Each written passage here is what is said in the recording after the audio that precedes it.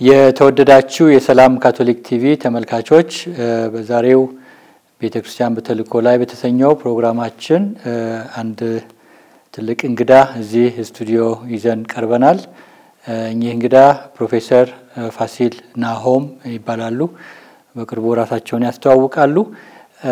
የበለጠ እሳቸው ለረጅም ጊዜ በህዝብ አገልግሎት በተለይ በህግ ስራ ላይ ሰርተዋል። የበለጠ ከሳቸው ብንሰማ ይሻላል በሚል እሳቸው ራሳቸውን እንዲያስተዋውቁ ጊዜ እንሰጣቸዋለን። ፕሮፌሰር በሰላም ካቶሊክ ቲቪ ተመልካቾች ስም እጅግ ላመሰግኖት እወዳለሁ። እዚህ ድረስ መጥተው ጥሪያችንን አክብረው ይህንን ቃለ መጠየቅ ለመስጠት እና ስላሎት ተሞክሮም ለማካፈል ፈቃደኛ ስለሆኑ ምስጋናችን ከፍ ያለ ነው እና ለተመልካቾቻችን እንደዚሁ ራስዎ ባጭሩ አስተዋውቀው ከዚያ ወደ ሌሎች ቁም ነገር ወደ ያዙ ጥያቄዎች እናልፋለን። እሺ፣ አመሰግናለሁ አባ ጴጥሮስ። ረጅም ዘመን እግዚአብሔር ሰጥቶኝ እዚህ ደርሻለሁ እና በዚህ ረጅም ዘመን ብዙ ነገሮችን ማየት እና መተግበር ችያለሁ። እንዳሉት ብዙ ዘመኔ ከትምህርት እና ከህግ ጋር በተያያዘ መልክ ነው ስሰራ የቆየሁት። የተወለድኩት በአስመራ ከተማ ነው የዛሬ 83 ዓመት በፊት እና በተለያየ መልኩ ብዙ ነገሮች ሲያጋጥሙኝ ኖረዋል። የ5 ዓመት ልጅ ሆኜ ወደ ኬጂ ነው የተላኩት እና ይሄ ኬጂ በአስመራ ያለው ትልቁ ካቴድራል የካቶሊክ ካቴድራል እዛ ውስጥ ገብቼ 1 ዓመት ያህል እንደቆየሁ አስታውሳለሁ። በኬጂ ፊደል ቁጥር ሳይሆን እንዴት ሰው ከሰው ጋር አብሮ መኖር እንደሚችል በምን መልክ በህብረተሰብ ውስጥ መኖር እንደሚቻል እንግዲህ የ5 ዓመት ልጅ ሆኜ ሌሎቹም በዛ ደረጃ ያሉ በጋራ እንዴት መኖር እንደምንችል ከበላዮቻችን በዛን ጊዜ ሲስተሮች ናቸው የሚያስተምሩን ከነሱ ጋርም እንዴት አድርገን መገናኘት እንደምንችል ነበረ የተማርነው። ይሄ ሶሻላይዜሽን የምንለው ነው። ትምህርቱ ኤዱኬሽኑ ሶሻላይዜሽኑ ነው ዋናው ነገር። በዛ ደረጃ መሀል ከተማ አስመራ ያለው ትልቁ ካቴድራል እዛ ስመላለስ አስታውሳለሁ። በዛን ዘመን ያው ጥቁር ዩኒፎርም ነው የሚለበሰው። ህፃናት ጥቁር ዩኒፎርም ለብሰን ነጭ እዚህ ጋር ነጭ ነገር ያለው አርገን ስንመላለስ አስታውሳለሁ እና ሲስተሮች ነበሩ፣ ወጣት ሲስተሮች ናቸው የሚያስተምሩን። አልፎ አልፎም ወደ ቤተክርስቲያን ይዘውን የሚገባሉ እና ትንሽ በር ነበረች ከኬጂው በዋናው በር ሳይሆን ትንሽ በር ነበረች። በዛ በትንሿ በር በጎን እንገባለን ወዘተረፈ። ይህንን አስታውሳለሁ። ቀስ በቀስ እንግዲህ ብዙ ነገር በአእምሮ ውስጥ ይቀረጻል እና ከዛ አጠገቡ የጣሊያን መንግስት ትምህርት ቤት ነበረ፣ ፕሪንሲፔ ዲ ፒየሞንተ የሚባል እና ለጣሊያን ህብረተሰብ በተለይ ለዋና ዋና ከፍተኛ የመንግስት የጣሊያን መንግስት ሰዎች ቤተሰብ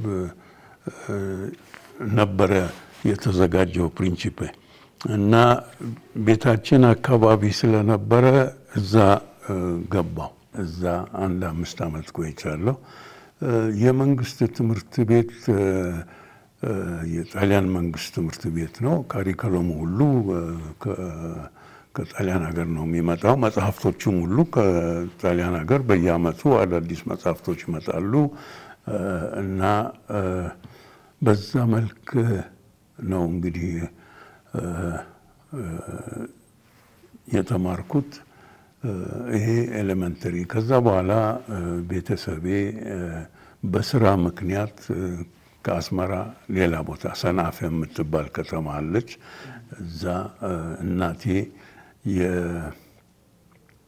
የአንድ ክሊኒክ እንድትከፍት የኤሪትሪያን ቺልድረን ዌልፌር ሶሳይቲ በእንግሊዝ ጊዜ ነው እና የእንግሊዝ ዋና አስተዳዳሪ ሚስት ነርስ ነበረች እና እሷ ስታይ ከጦርነት በኋላ ከሁለተኛው ዓለም ጦርነት በኋላ ነው እና ድህነቱ በሰፊው ይታያል። በተለይ ደግሞ ህፃናቶቹ ሲቸገሩ እናቶች ሲቸገሩ ስታይ ጊዜ እንደምንም ተጣጥራ ወዲያ ብላ ገንዘብ ከእንግሊዝ መንግስት እና ከሌሎች ከሚደግፏት ሰዎች አግኝታ ኤሪትሪያን ቺልድረን ዌልፌር ሶሳይቲ የሚባል አቋቋመች እና በአስመራ ከተማ እና በሌሎች ከተሞች ክሊኒኮች እንዲፈጠሩ አደረገች እና እናቴ አንዱን ክሊኒክ እንድትከፍት ወደ ሰናፌ ስትላክ ጊዜ ከሷ ጋር ወደ ሰናፌ ሄጄ ማስታውሰው እንዲያውም በዛን ጊዜ እንግዲህ 12 ዓመት ምናምን ገደማ ልጅ ነኝ እና በጣም ጥሩ ጊዜ ነበረኝ። ሰናፌ በተራራ የተከበበች ትንሽ ከተማ ነች እና እኔና ጓደኞቼ ያንን ተራራ በቃ አንድ ባንድ ስንወጣ ስንወርድ ነው የምንውለው ቅዳሜና እሁድ ሲሆን እና እዛ 3 ዓመት እንደዚህ ከቆየው በኋላ ከ6ኛ ክፍል በላይ ትምህርት አይሰጥም እዛ እና ስለዚህ ሌላ ትምህርት ቤት ማግኘት ነበረብን እና አዲግራት 60 ኪሎ ሜትር ነች ከሰናፌ እና እንዳጋጣሚ አንድ ዘመዳችን አዲግራት የምትኖር ነበረች እና እዛ እንዲሄድ ተደረገ እና እዛ መንግስት ትምህርት ቤት ገባ። እዛ አማርኛ አላውቅም። እንግዲህ ከመጀመሪያ ጣሊያንኛ ከዛ ሰናፌ ወደ ትግርኛ ከዛ አሁን ደግሞ ወደ አማርኛ በቋንቋ በኩል ልጅነት ስላለ ነው ብዙም ያላስቸገረኝ እንጂ ሁኔታው አስቸጋሪ ነበረ ከቋንቋ አንፃር። ምክንያቱም ከአንድ ቋንቋ ሲስተም ወደ ሌላ ቋንቋ የመሄዱ ጉዳይ እና ትምህርቱንም የመቅሰሙ በተለያዩ ቋንቋዎች አስቸጋሪ ነበረ። ለማንኛውም አዲግራት 7ኛ እና 8ኛ በአንድ አመት እንዳጠናቅቅ ተደረገ እና እዛ ላይ ነው ቅድም ስናነሳው የነበረ አንዱ የትምህርት አይነት ግብረ ገብነት የሚባል ነበረ እና አንድ የኔታ ናቸው በሳምንት 2 ወይም 3 ያስተምሩናል ግብረ ገብነት። የኦርቶዶክስ ቤተክርስቲያን ሰው መሆናቸው አስታውሳለሁ ግን ስለ ኦርቶዶክስ ቤተክርስቲያን አይደለም የሚናገሩት። በአጠቃላይ ህብረተሰቡ በምን መልክ መኖር እንዳለበት በእኛ ደረጃ እንግዲህ እኛ እንግዲህ በዛን ጊዜ የ14 ዓመት የ15 ዓመት ልጆች ነን እና እንዴት መኖር እንደሚገባን ግብረ ገብነት የሚል ኮርስ እንደነበረ አስታውሳለሁ። ትምህርት በአንድ በኩል በጣም እንደተስፋፋ ዛሬ ኢትዮጵያ ውስጥ ቢያንስ 50 የሚሆኑ ዩኒቨርሲቲዎች አሉ። በተለይ ደግሞ በሳይንስ በኩል በጣም ብዙ ነገር በግድም ቢሆን ዓለም አቀፍ ሁኔታው ያስገደደን በተደረሰበት ደረጃ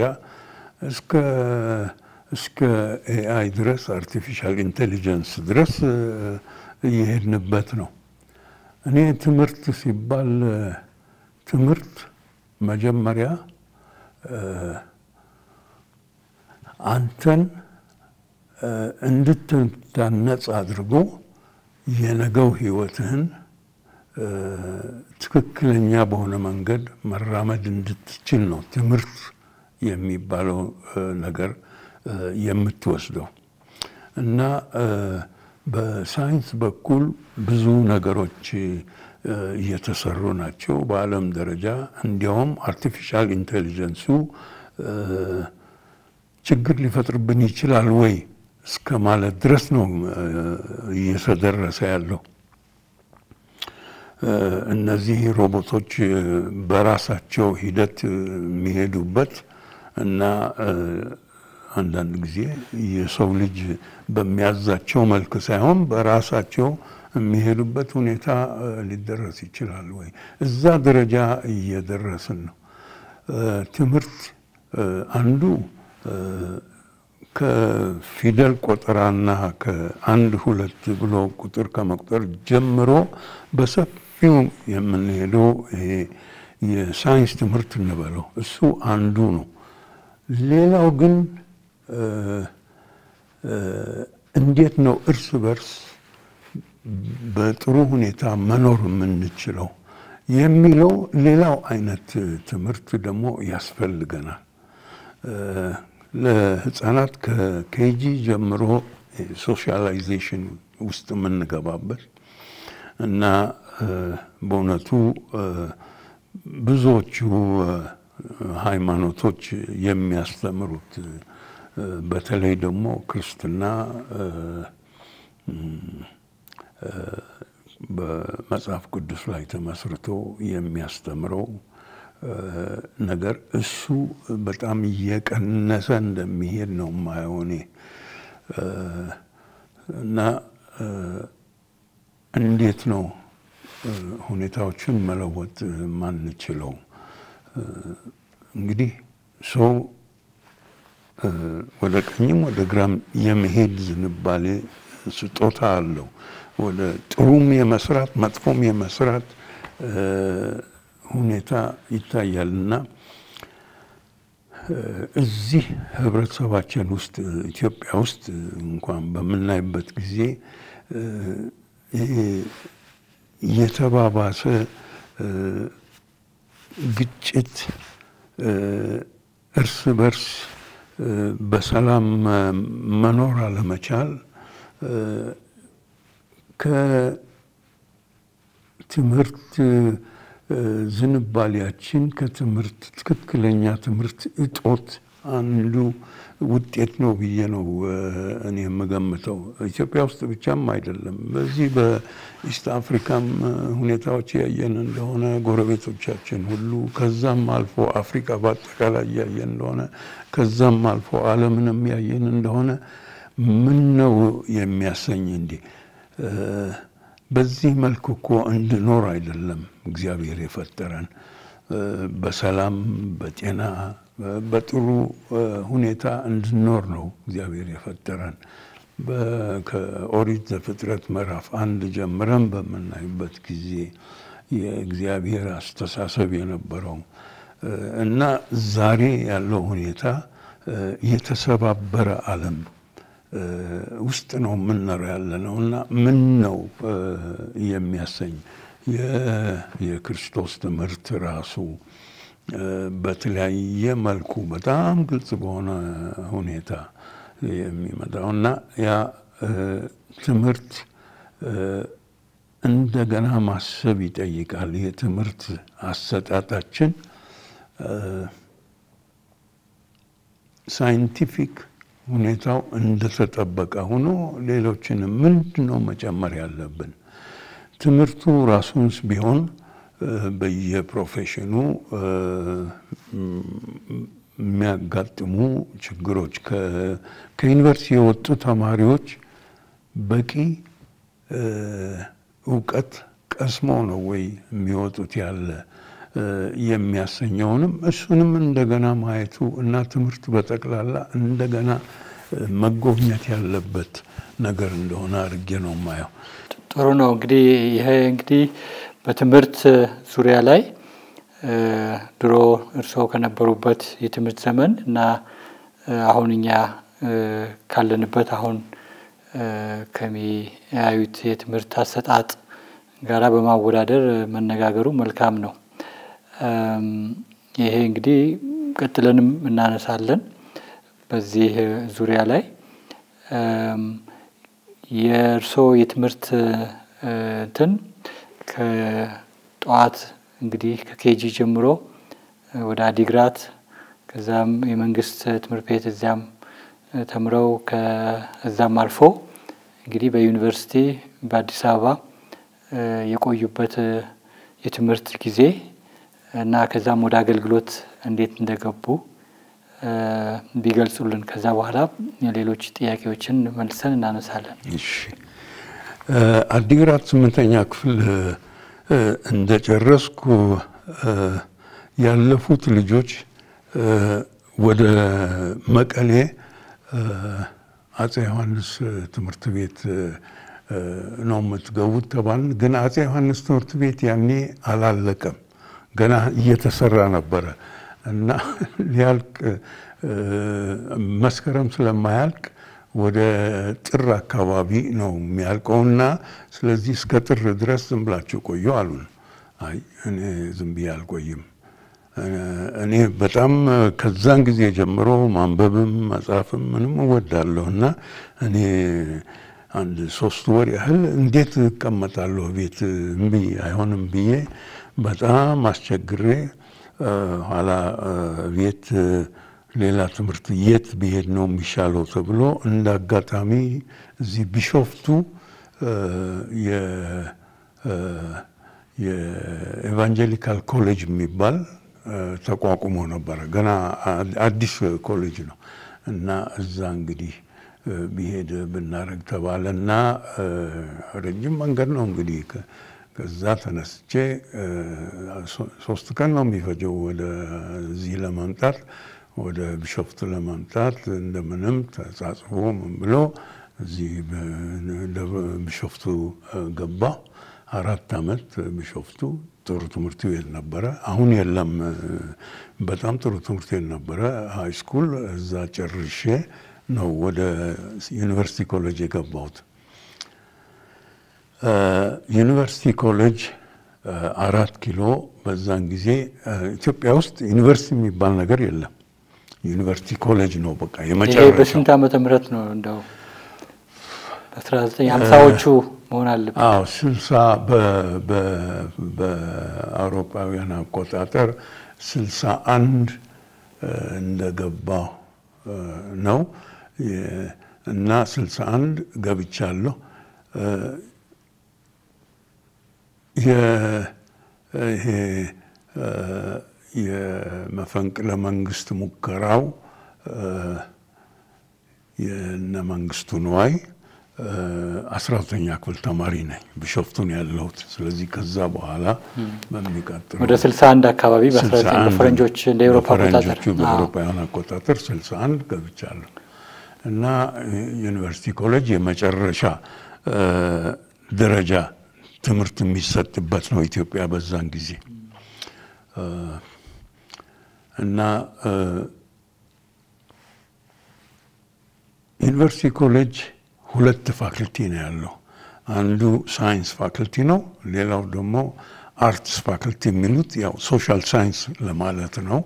አርትስ ፋክልቲ ነበር የሚባለው። እነዚህ 2 ፋክልቲዎች ናቸው እና እኔ ዩኒቨርሲቲ ኮሌጅ ስገባ ሕክምና ለመማር ነው የምፈልገው።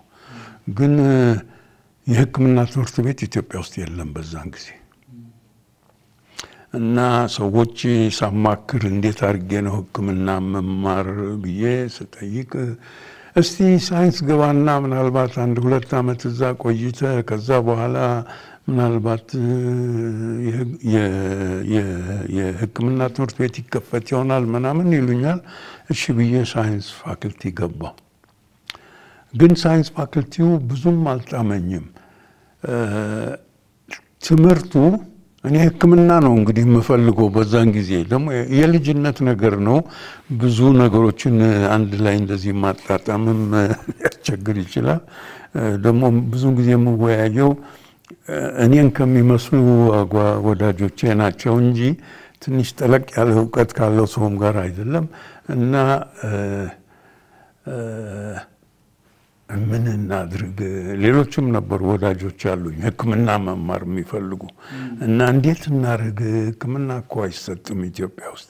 ያኔ እንግዲህ ሕክምና የሚሰጠው አንዱ ዩጋንዳ ነው፣ ሜዲካል ፋክልቲ አለ።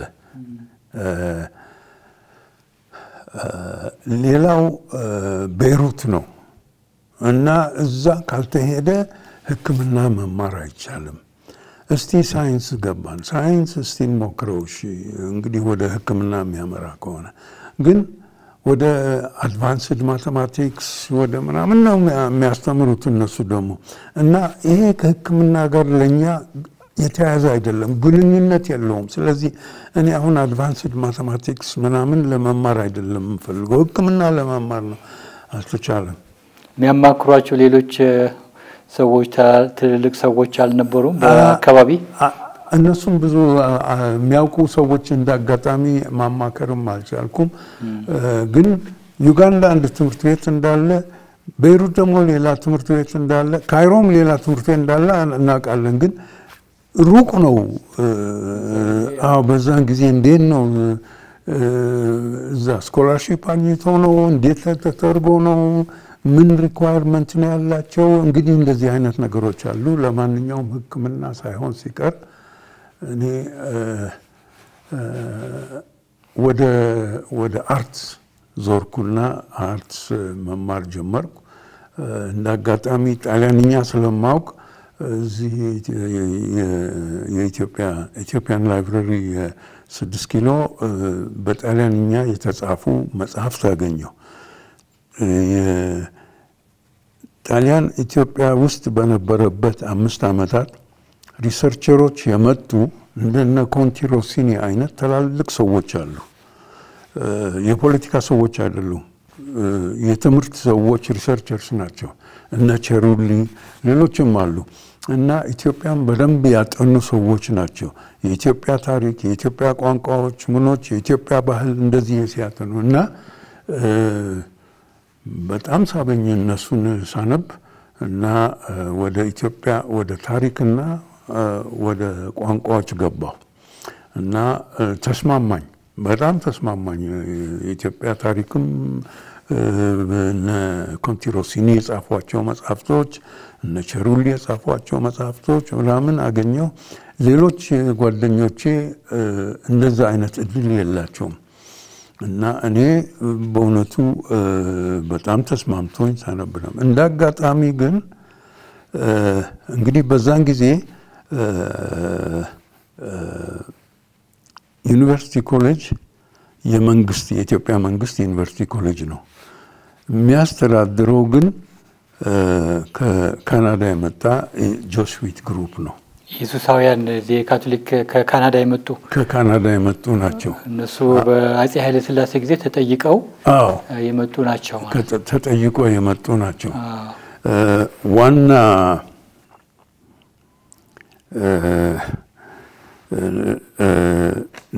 ዲኑ ሉሲየን ማት የሚባል ሰውዬ ነበረ። በተማሪ ደረጃ ከዲኑ ጋር ግንኙነት የለንም፣ ግን ዩኒቨርሲቲ ውስጥ ዩኒቨርሲቲ ኮሌጅ ውስጥ እናውቀዋለን። ስለ ሉሲየን ማት በጣም ጥሩ ነገር ነው የሚነገረው። በግርግሩ ጊዜ ከአንድ ዓመት በፊት እኔ ከመግባቴ በፊት ከዩኒቨርሲቲ ኮሌጅ ወጥቶ 4 ኪሎ ወጥቶ ብዙ ችግር የደረሰባቸው ሰዎች እየተሸከመ መኪናው ያስገባ እንደነበረና ወደ ሆስፒታል ይወስድ እንደነበረ አስቸጋሪ በሆነበት ጊዜ ስለ ዶክተር ሉሲየን ማት የሚነገረው በጣም ብዙ ነገር ነበረ። ሰዎችን ይረዱ ነበር በዛ በረብሻው ጊዜ የተጎዱ መንገድ ላይ ያወደቁ ያነሱ ልክ ነው። እና ይሄ በሚደረግበት ጊዜ ችግር ሊኖር እንደሚችል እየታወቀ ነው ወደ ችግር እኮ ነው የሚገባ ያለ። ምክንያቱም ጥይቱ በዛም የሚመጣ ነውና ሁሉንም ሊጨርስ የሚችል ነው። ግን ይሄ ሰው መንገድ ወጥቶ አልተወውም እዛ ብሎ አንስቶ መኪና ውስጥ አስገብቶ ወደ ሆስፒታል የመውሰዱ ምናምን ይነገራል ስለ ዶክተር ማት። ሌሎች አስተማሪዎች ነበሩን። አንዱ ፒዮን የሚባል ሰውዬ በጣም የዲን ኦፍ ስቱደንትስ ነው ፒዮን በዛን ጊዜ እና የአዲስ አበባ ዩኒቨርሲቲ ኮሌጅ አዲስ አበባ ዩኒቨርሲቲ ኮሌጅ ዲን ኦፍ ስቱደንትስ ነው። እና ችግር ሲኖረን እሱ ጋር ነው የምንሄደው እና ችግሮቻችንን ለመፍታት ይጥራል። በጣም ይሯሯጣል፣ ወዲያ ወዲህ ይላል ፒዮን። በቃ እንደ ተናናሽ ወንድሞቹ አርጎ ነው የሚያየን። እና እሱ ቢሮ ዘው ብሎ መግባት ነው። እንግዲህ ዲን ኦፍ ስቱደንት ነው፣ ጸሐፊ ያለች፣ በሩ ዝግ ነው ምናምን። እንደሱ አይደለም። እሱ ግን በቃ ክፍት ነው። ኤኒ ታይም ዝም ብሎ ተማሪ ሆነን እሱ ጋር እንገባለን። እንዲህ አይነት ችግር አጋጥመናል ምናምን በቃ ወዲያ ወዲህ ተራርጦ ሶልቭ ለማድረግ ይሞክራል። አንድ የቋንቋ አስተማሪ ሰማን ሀና የሚባሉ ደግሞ ነበሩ። ሰማን ሀና ወፍራም አጠር ያሉ ሰውዬ ናቸው እና ድምጻቸው ኃይለኛ ነው። ቋንቋ ነው የሚያስተምሩት እና እስቲ ይሄንን አንብ ተማሪ እንግዲህ ተነስቶ የተሰጠው ማንበብ ይጀምራል። አይ እንደሱ አይደለም፣ ከልብ ከውስጥ አንበው ምናምን። ሌላ ዴፓቲ የሚባል ደግሞ የእንግሊዝኛ ቋንቋ አስተማሪ ነበረኝ። ዴፓቲ እንግዲህ የኬኔዲያኖች እንግሊዝኛ አጠቃቀም የቃላቱ መጨረሻ ትንሽ ጠንከር አድርጎ ነው የሚያቀርቡት እና you science students tell me what is love. You science students tell me what is life. ያለ ይጠይቀናል እና እንግዲህ ላቭ ላይፍ በሳይንስ እንዴት ነው ኤክስፕሌን የሚደረገው? እንግዲህ ሰፋ አድርገን እንድናስብ ለማድረግ በሚያስችል መልክ ነው። በደንብ ነው ማስታውሰው። ፕሮፌሰር ዴፓቲ ዩኒቨርሲቲ እንግዲህ እዚያ ሆነው እነዚህ አስተማሪዎች አሁን ቆም ብለው የሚያስቧቸው ስለራሱ የትምህርት ዘመን እየነገሩን ነው እና በዛ ጊዜ እነዚህ እንግዲህ የኢየሱሳውያን አስተማሪዎች ከካናዳ እንደዚሁም ከተለያየ ቦታ የመጡ ናቸው። በዛ ጊዜ እንግዲህ የነበረው የአዲስ አበባ ዩኒቨርሲቲ የለም፣ ግን ዩኒቨርሲቲ ኮሌጅ ነው የሚባለው እና እርሶ አሁን ከዚያ በኋላ እንዳ ወደ እነሱ ወደ አስተማሪዎቹ ትዝታ እንመለሳለን። ግን ሲጨርሱ ወይም ትምህርቶን የቀጠሉበት እንትን ወደ ህግ እንደዚሁ ተምረው ነው እንግዲህ በኋላም አገልግሎቱን እንዳው ትንሽ ቢገልጹልንና እሱን ምዕራፍ ዘግተን እንመለሳለን አንዳንዶቹ ላይ። አንድ 2 ዓመት ሂስትሪ እና ሴሚቲክ ላንጉዌጅ አንዱ ሜጀር አንዱ ማይነር አድርጌ ሶስት ከቆየው በኋላ አብረን የምናጠና አንድ 3-4 የምንሆን ልጆች ነበርን እና በተለይ ፈተና ሊቀርብ ሲል ደብተሮቻችን ከፍተን ምን ብለን እንግዲህ ለፈተና እንዘጋጃለን እና አንዱ ያደገው ከአጎቱ ጋር ነው እና አጎቱ ጠበቃ ናቸው። ስለዚህ ክላስ በማይመጣበት ጊዜ ቅዳሜ ምናምን በሚሆንበት ጊዜ ያጎቱን ትልቅ ቦርሳ ተሸክሞ ኋላቸው ይከተላል። በየቦታው ሲሄዱ በየመስሪያ ቤቱ ምናምን ሲሄዱ ይህንን ቦርሳ ተሸክሞ ይሄዳል እና ቦርሳው ፍትሐ ብሔር ሕግ የወንጀል ሕግ ምናምን ያለው ነው እና እሱን እየተከተለ ይሄዳል እና አጎቱም በጣም ነው የሚያከብራቸው። ከሳቸው ጋር ነው ያለው የሚያድገው ምናምን እና እሱ ሕግ መማር ነው የሚፈልገው።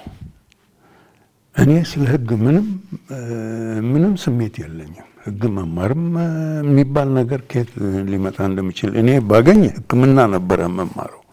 እሱ አልተቻለም። አሁን ታሪክ የኢትዮጵያ ታሪክ እና ሴሚቲክ ላንጉዌጅ ምናምን በጣም ተስማምቶኛል። ስለዚህ ምንም ወደ ሕግ የሚሄድበት ምክንያት የለም። ሌሎች ጓደኞቻችን ደግሞ እሱን ይከተላሉ።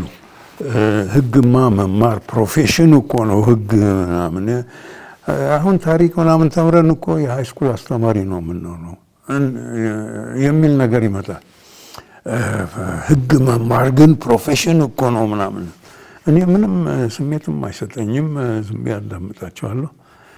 ይሄ ልጅ እንዳጋጣሚ እህቱ መኪና ነበራት እና እሷ ደግሞ ኢትዮጵያ አየር መንገድ ነው የምትሰራው እና ብዙውን ጊዜ ከከተማ ውጭ ነች።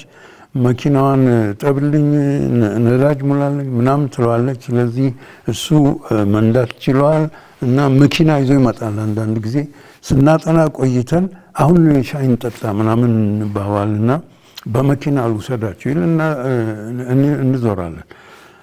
በመኪና ሻይ ጠጥተን ወደ ፈተና ወደ ዝግጅት ምናምን በመመለስ ፈንታ እስቲ 6 ኪሎ እንሄድ አዲስ ትምህርት ቤት ተከፍተዋል የሕግ ይባላል እና እንሄዳለን በመኪና። እዛ ሄደን እነሱ ወርደው እዛ ሕግ ትምህርት ቤት ይሄዳሉ። እኔ ኢንተረስት ስለሌለኝ መኪና ውስጥ ቆያለሁ እና ስጠብቅ አይመጡም። ኋላ ይሰለቸኝና ከመኪና ወጥቼ እዛ ሕግ ትምህርት ቤት አካባቢ ሄጄ ቡሌቲን ቦርድ አለ። ቡሌቲን ቦርድ ጋር ሄጄ ምንድን ነው የሚለው እንግዲህ ምልክት የተለያየ ነገር የተጻፈበት ምን ይላል ብዬ እንደዚህ ሳይ አንድ ሰውዬ ይመጣና አጠገቤ ይቆማል እና እሱም የሚያነብ ይመስላል። ትልቅ ሰው ነው እና ትንሽ ቆይቶ የሕግ ለመማር ኢንተረስት አለ እንዴ ይለኛል። አልኩና ዞር ብዬ ሜይቢ አልኩት። የለኝም ማለትም አለኝ ማለትም የምፈልግበት ሁኔታ አይደለምና ሜይቢ አልኩት። ምን ብሎ ነው ና ተከተለኝ አለኝ። አበሻ ነው ፈረንጅ ነው እና ይዞኝ ወጣ። ወደ ቢሮ ይዞኝ ወጣ። ለካ ዲኑ ነው እሱ የሕግ ፋክልቲ ዲን ነው።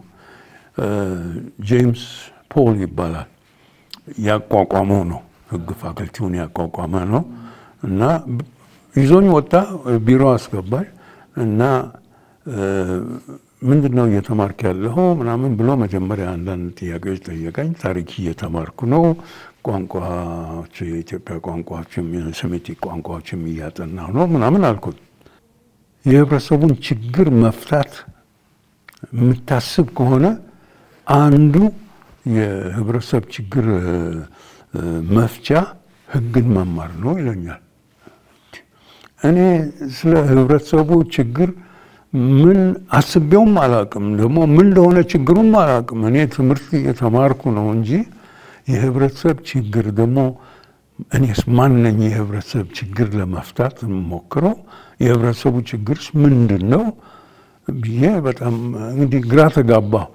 የህብረተሰቡን ችግር ለመፍታት አንዱ ጥሩ ዘዴ ሕግ መማር ነው አለ።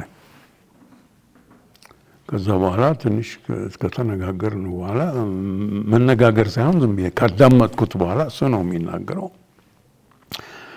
አንዳንድ መጣጥፎች አወጣና ሰጠኝና እነዚህን አንባቸውና የዛሬ ሳምንት እዚህ እንገናኝ አለ።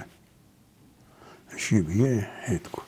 እታች ስወርድ እነዛ ጓደኞቼ የሉም። መኪናቸውን አንስተው ሄደዋል ወደ 4 ኪሎ። ስለዚህ በእግር ወደ 4 ኪሎ ወረድኩና ካፌቴሪያ አለ፣ እዛ ካፌቴሪያ ገባሁ። እዛ አገኘኋቸው እና ዲኑን አገኘሁ። ይህን ሰጠኝ ምናምን ስላቸው በጣም ገረማቸው። እነሱ ማንንም አላገኙም ምንም። እኔ ደግሞ በተገላቢጦሹ ዲኑን አግኝቼ ምናምን ፓምፍሌቶች ይዤ መጣሁ። በጣም ገረማቸው። ለማንኛውም አነበብናቸው እነዛ ፓምፍሌቶች። የህግ ምንነት ምናምን የሚያስረዱ ነገሮች ናቸው። ከዛ በኋላ የሚቀጥለው ሳምንት ቀጥሮኛል ስላቸው ጊዜ አብረን ነው የምንሄደው አሉ። እሺ አብረን እንሄዳለን። አብረን ሄድን። ከዛ በኋላ ተገናኘን ከሱ ጋር እንደገና 1 ሰዓት ተኩል ገደማ ከሱ ጋር ተወያየን። ምናል ስንወጣ ጸሐፊዋ ፎርም ይዛለች ሰጠችን። ይህንን ፎርም ሙሉ አለችን። አዲስ ትምህርት ቤት ነው፣ 1 ዓመቱ ነው ከጀመረ። ፎርም እንግዲህ ለሚፈልጉ ትምህርት ህግ ለመማር የሚፈልጉ ፎርም ይሰጣልና ፎርም ሞላ። እኔም ፎርም ሞላ። እኔ ገና ኢንተረስቱ አለኝ ማለትም አልችልም። ኒውትራል ነኝ። ተስማምቶኛል እዛ 4 ኪሎ ያለው ትምህርት እና ፎርም ሞላን። አመቱ መጨረሻ አካባቢ ነበረ። ከዛ መስከረም ስንመጣ እንሂድ ተባባልንና ወደ 6 ኪሎ ሄደን ወደ 6 ኪሎ ስንሄድ እዛ ቡሌቲን ቦርድ ያለፉ ትምህርት ቤቱ የተቀበላቸው ተማሪዎች የሚል ሊስት ወጥቷል። የኔ ስም እዛ አለ። እንደ አጋጣሚ እነዛ ወዳጆቼ ግን እዛ ሊስት የሉም። እና እነሱ ይፈልጋሉ። እነሱማ በጣም ይፈልጋሉ። እነሱ ይፈልጋሉ። እኔ ደግሞ ኒውትራል ሪሊ አልፈልግም እኔ እንደማለት ነው። ግን እኔ አልፌያለሁ፣ ተቀብሎኛል። እንግዲህ የግሬድ ጉዳይ ነው እና ግሬዱ እዛ 4 ኪሎ ያገኘነው ግሬድ የኔ የተሻለ ሆኖ ስለተገኘ ሚኒሙም አልፌያለሁ። እነሱ ሲያልፉ ቀሩ። አንፎርቹኔትሊ ወደሚቀጥለው አመት አልፈዋል፣ ግን ያ ትምህርት ቤቱ የሚፈልገው ደረጃ አልደረሱም። ይሄ አሳዘነኝ። በአንድ በኩል ጭንቀት ፈጠረብኝ።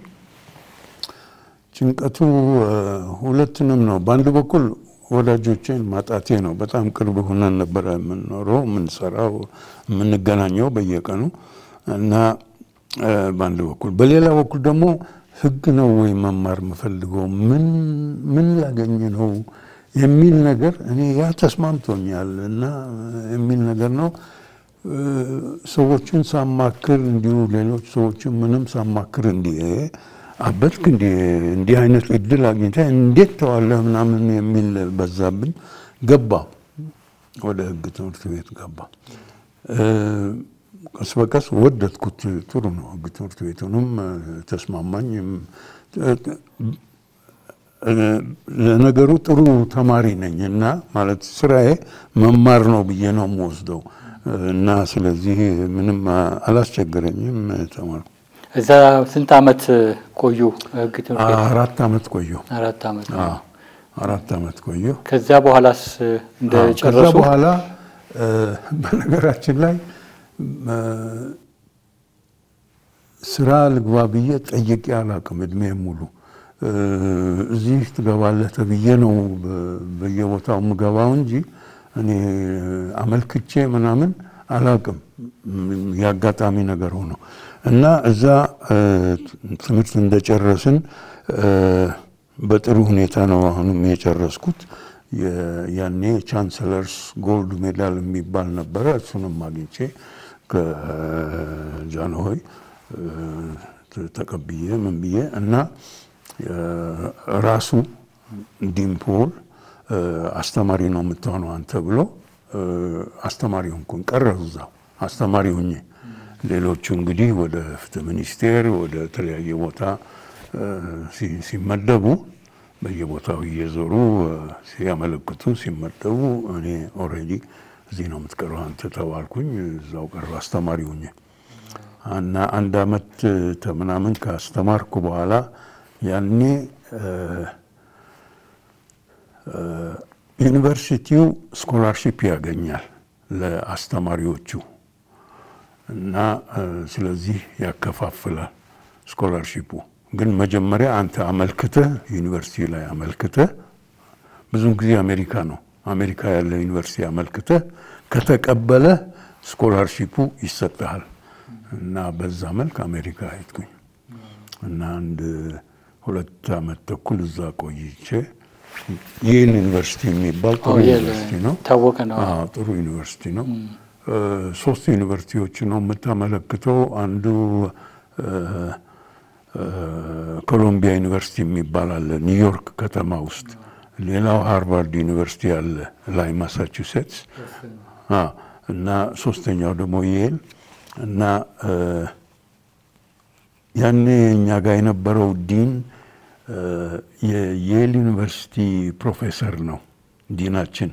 ከአሜሪካ ነው የሚመጡት ሁሉም እና እሱን አማከርኩትና እንግዲህ ወደ ንግድ ህግ የምትሄድ ከሆነ ወደ ታክሴሽን ወደ ቢዝነስ ሎ ምናምን የምትሄድ ከሆነ ኮሎምቢያ ዩኒቨርሲቲ ነው መሄድ ያለብህ። ሌሎች ነገሮች ለመስራት ሰፋ ባለመልኩ ለመስራት ከሆነ የምትፈልገው ሃርቫርድ ነው መሄድ ያለብህ። አስተማሪ ለመሆን ከፈለክ ግን የል ነው መሄድ ያለብህ አለኝ። እኔ ያኔ ኦሬዲ አስተማሪ ነኝ። እኔ አስተማሪ መሆን ነው ፈልገው። በቃ ለምን የል አትሄዱም አለኝ። እሺ ያልኩ። 3ቱም ተቀብሎኝ ነበር። የሉን ተቀበልኩት። እኔ የል 2 አመት ተኩል ቆይቼ መጣሁ። ያው ወደ ማስተማር ነው የገባሁት። እዚህ አዲስ አበባ ዩኒቨርሲቲ እዛ በኋላ ዘመኑ እየተለወጠ ነው። ስለ ህገ መንግስት ትንሽ ለብቻው አንዳንድ ነገሮች ማንሳት ፈልጋለሁ። ይችን ልጨርሳትና ዘመኑ ቀስ በቀስ እየተለወጠ ነው። የንጉሳዊ ስርዓቱ እኔ ስመለስ 1 አመት ያህል ብቻ ነው የሚቀረው እና ወደ ደርግ ሲስተም እየገባን ነው እና መጣሁና ማስተማር ቀጠልኩ። ከማስተምራቸው ነገሮች አንዱ ህገ መንግስት ነው። ህገ መንግስት እንግዲህ የምናስተምራቸው ዋናው ከፍርድ ቤት ስርዓቱ ጋር በተያያዘ ነው። ማለትም ወይም ዳኛ እንዲሆን ነው ወይም አቃቢ ህግ እንዲሆን ነው ወይም ጠበቃ እንዲሆን ነው እና ዝም ብሎ ሳይሆን በሰፊው ሳይሆን እነዚህ ተማሪዎች እንደጨረሱ ወደ ተለያየ የመንግስት ስራ እንደሚገቡ አድርገን ነው የምናያቸውና የምናስተምራቸው። የተለያዩ ህጎች አሉ። እነዚህ ህጎችም በደንብ አንደርስታንድ አድርጎ ገብቷቸው እንደ ሁኔታው ዳኛም ከሆነ አቃቤ ህግም ከሆነ ጠበቃም ከሆነ በነዛ እንዲሰሩ ነው የምናረጋቸው እና ይህንን ለማድረግ የተለያዩ እንግዲህ ብዙ አይነት ህጎች ናቸው ያሉት። የወንጀል ህግ አለ፣ የቤተሰብ ህግ አለ፣ የፍትሐ ብሔር ህግ አለ፣ ህገ መንግስት አለ፣ የአስተዳደር ህግ አለ፣ ዓለም አቀፍ ህግ አለ። ብዙ ናቸው ኮርሶቹ እና ከነሱ አንድ አስተማሪ 2 ወይም 3 ነው የሚያስተምረው እና እኔ አንዱ የማስተምረው ህገ መንግስት ነው። ስራዬ ህገ መንግስት ነው። የኃይለ ሥላሴ ዘመን ህገ መንግስት አለን። ኃይለ ሥላሴ 2 ህገ መንግስት ነው ያረቀቁት። ለመጀመሪያ ጊዜ የተጻፈ ህገ መንግስት በኃይለ ሥላሴ ነው የወጣው በ23 ዓመተ ምህረት። ከዛ በኋላ ደግሞ ከሁለተኛ ዓለም ጦርነት በኋላ ኤርትራ በፌዴሬሽን ወደ ኢትዮጵያ ከገባች በኋላ ወዘተረፈ ደግሞ ያ ተሻሽሎ ሁለተኛው የተሻሻለ ህገ መንግስት ወጣ። ስለዚህ እኔ ህገ መንግስቱ የኢትዮጵያ ህገ መንግስት ምን ይላል፣ እንዴት ነው ስራ ላይ የሚውለው ከሚለው ተነስቼ የሌሎችንም ሀገሮች ህገ መንግስት ሁኔታ ምን ይመስላል ከኛ ጋር ሲታይ ምናምን የሚል ነገር አለ። በኃይለ ሥላሴ መጨረሻ አመት ሁለት ማረሳቸው ነገሮች አጋጠሙኝ። አንዱ ተማሪው እየረበሸ ስለሆነ ሌሎችንም እየጀማመሩ ስለሆነ የታክሲ ሹፌሮች አድማ አንድ ይደረጋል። ተማሪዎች በየጊዜው የዩኒቨርሲቲ ተማሪዎችም ሃይስኩል ተማሪዎችም በየጊዜው ሰላማዊ ሰልፍ ያደርጋሉ ምናምን ትንሽ እየተበጣበጠ ነው ስርዓቱ። የሀገር አስተዳደር ሚኒስቴር ማንንም ሰው ምክንያት ሳይሰጥ ለ4 ወር ሊያስር ይችላል የሚል ህግ ወጣ። ከዛ በኋላ 4 ወር እስር ቤት ከቆየ በኋላ ደግሞ ለ3 ወር ተጨማሪ ይቆይ ይችላል። እንግዲህ ህገ መንግስቱ ውስጥ ደግሞ ያለው ምንድነው? አንድ ሰው ከተያዘ በ48 ሰዓት ውስጥ ፍርድ ቤት መቅረብ አለበት እና ያ የያዘው ሰው ፖሊስ ሊሆን ይችላል፣ ሌላም ሊሆን ይችላል፣ ምክንያት መስጠት አለበት በ48 ሰዓት። ይህ ህግ ምን ይላል? ፍርድ ቤትም አይኬድም ይላል።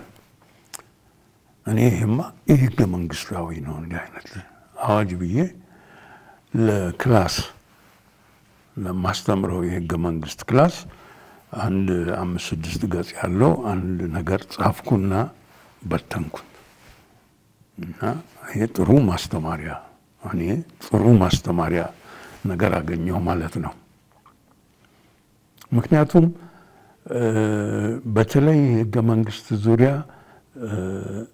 ብዙ ነገር ከውጭ ነው የምንቀበለው ማስተማሪያ የሚሆኑ የአሜሪካ ህገ መንግስት እንዲህ ይላል፣ ከዛ እንዲህ ተደረገ፣ ከዛ ፍርድ ቤት ሄዱ፣ ከዛ ፍርድ ቤት እንዲወሰነ፣ የእንግሊዝ መንግስት እንዲህ አደረገ የምናምን እየተባለ ነው። አሁን ግን ኢትዮጵያዊ ማቴሪያል አገኘው ብዬን እንደዚህ የዩኒቨርሲቲ ፕሬዝዳንት ስልክ ይደውልልኛል። ደውሎ ላነጋግር እፈልጋለሁ ይለኛል። እሺ እንግዲህ ፕሬዝዳንቱ ላይ ነው ያለው። እኔ ወጣት አስተማሪ ነኝ እና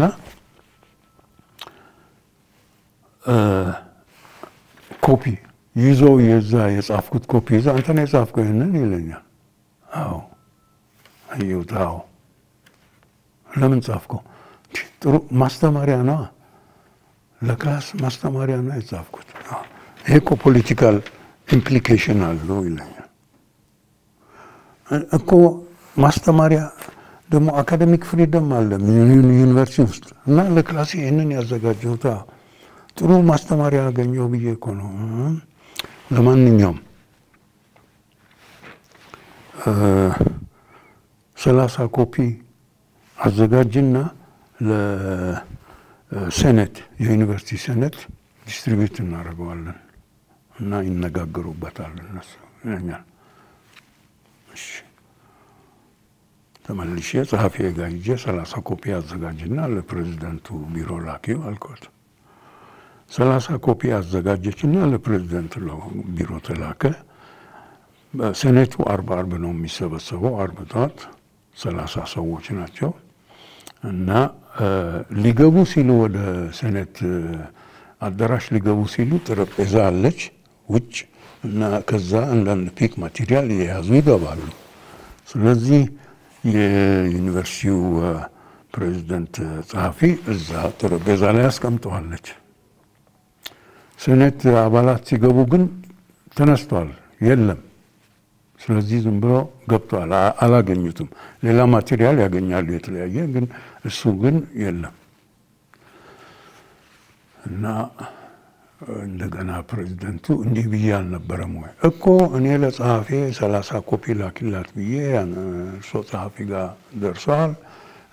እርሶ ጸሐፊ ደግሞ እዛ እንዳስቀመጠችው ነው የምትናገረው። ከዛ በኋላ ግን ማን እንደወሰደው አይታወቅም። ተማሪዎች ናቸው። የተማሪ ሙቭመንት ነበረ፣ ጸረ መንግስት አይነት ሰላማዊ ሰልፍ የሚያደርጉ እነሱ ናቸው። ይህንን ፒክ አድርገው ለራሳቸው በትነውታል። ስለዚህ ፖለቲካል ዶኪመንት ሆኗል። ከዛ በኋላ ፕሬዚደንቱ ከፕሬዚደንቱ ጋር እኮ ነው ንግግሩ ያለኝ እና በጥሩ ሁኔታ ደግሞ አይደለም ነገሩ። ይደውልኝና የሴኩሪቲ ኃላፊ ሊያነጋግርህ ስለሚፈልግ እዛ እንድትሄድ ይለኛል። በዚህ ሰዓት እዛ እንድትሄድ ይለኛል። እምቢ ማለትም አይቻልም። ሄድበት ቦታም የለም። ሄድኩኝ። የኢትዮጵያ ሴኩሪቲ ቺፍ እዚህ 3ኛ ፖሊስ ጣቢያ የሚባል አካባቢ ነበረ። ሄድኩኝ። እሱም ኮፒ ይዟል።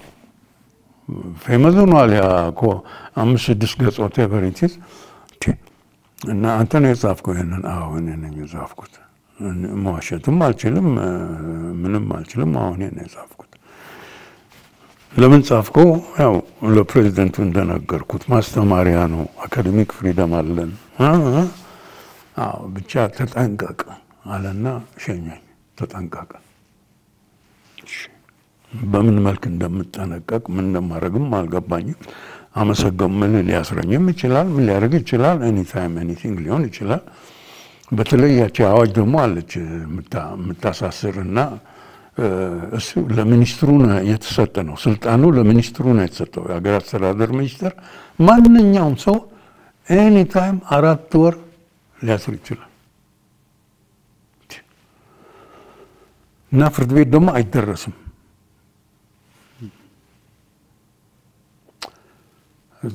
እሱ አንዱ ነገር ነው። እንግዲህ ከአሜሪካ እንደተመለስኩ አሁንም በኃይለ ሥላሴ ዘመን ነው። አፄ ኃይለ ሥላሴ ዘመን ነው። አፄ ኃይለ ሥላሴ ወጥተው አንድ ኮሚሽን እንዲቋቋም ተደረገ። ከፍተኛ የህገ መንግስት ኮሚሽን የሚባል እና እኔ ከአሜሪካ እንደመጣሁ 30 ሰው ያለበት አቶ ተክለ ጻዲቅ መኩሪያ ሰብሳቢ ተደርገው የፍትህ ሚኒስትሩ ምክትል ሰብሳቢ እና ትላልቅ ሰዎች ናቸው ያሉበት 30 ሰዎች አባላት ያሉበት እና የፕሬዝዳንቱ የዩኒቨርሲቲ ፕሬዝዳንትም አክሊሉ ሀብቴም አባል ነው እና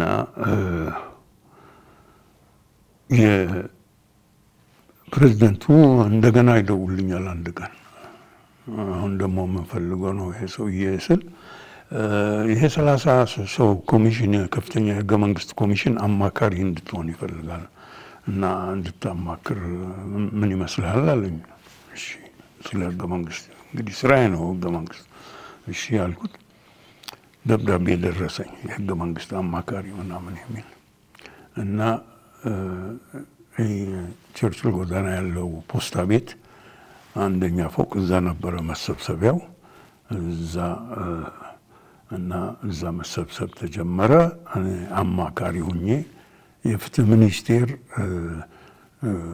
ጽህፈት ቤቱ የፍትህ ሚኒስቴር ነው። የፍትህ ሚኒስቴር ሰዎች ጸሐፊዎች ናቸው፣ ምኖች ናቸው። የተለያዩ ሴክሬታሪያቱ እሱ ነው። እነዚህ 30 ሰዎች ይሰበሰባሉ እና ውይይት ይካሄዳል እና እኔን ደግሞ አንዳንድ ነገሮች ይጠይቁኛል። በዛን ጊዜ ኢንተርኔትም የለም ምንም የለም። የተለያየ ነገር ይጠይቁኛል። የእንግሊዝ ጠቅላይ ሚኒስቴር ስልጣን ምንድነው? እስቲ አስረዳን። እንዲህ እንግሊዝ ጠቅላይ ሚኒስቴር ስልጣን ላይብረሪ ጋር ማራራት አለብኝ። ምንም የሚሰጠን ነገር የለም። የሚከፈለን ነዳጅም ምንም ነገር የለም። በራሴ አንድ አሮጌ መኪና ነበረች። እንግሊዝ ኤምባሲ ምጄ ብሪቲሽ ካውንስል ምጄ ምን ብዬ እንደምንም ተጣፌ ምን ብዬ ኢንተርኔት ምናምንም የለም ሚስተር ጉግልም የለም ምንም ነገር የለም እንደምንም አቀርባለሁ ጠቅላይ ሚኒስትሩ የእንግሊዝ ጠቅላይ ሚኒስትሩ ስልጣን በዚህ መልክ ከፓርላማ ጋር ምናምን እንሶፎር እንግዲህ እንዲህ አይነቶች ነገሮች ይነሳሉ በጣም ኢንተረስቲንግ ነው ግን ለኔ በጣም ኢንተረስቲንግ ነው እና